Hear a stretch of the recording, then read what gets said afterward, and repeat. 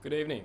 Today I'll be explaining my decision regarding Devi Escobar's legal dilemma by applying the ethical decision-making model, commenting on Oscar's analysis and identifying where resistance could have been sought in practice.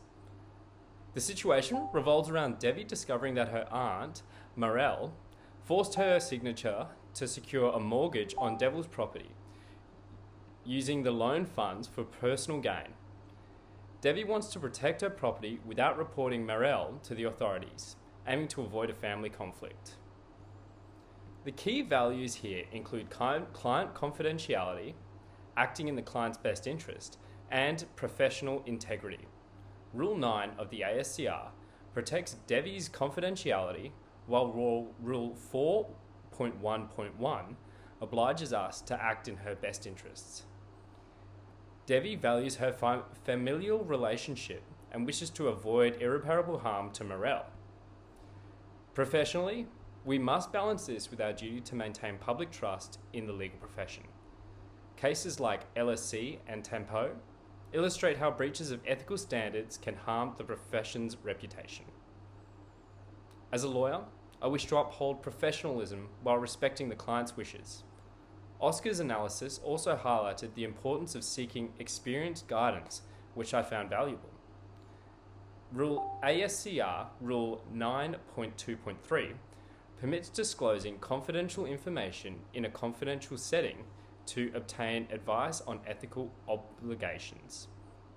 This would ensure that my approach aligns with best practices while protecting Devi's interests.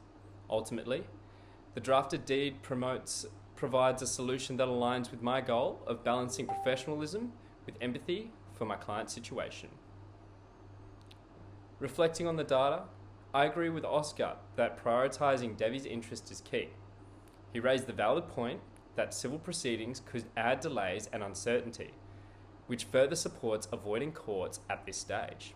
Instead, securing a written statement from Marelle that includes caveats over her property ensures Devi's rights are protected whilst respecting her wishes for discretion. Public policy considerations from cases like AWB and Cole emphasize the importance of transparency, but must be balanced against the client's instructions and the practicality of resolution. My decision is to draft a deed securing Devi's property and protecting her legal position. This approach is desirable as it aligns with Devi's instruction and avoids unnecessary escalation.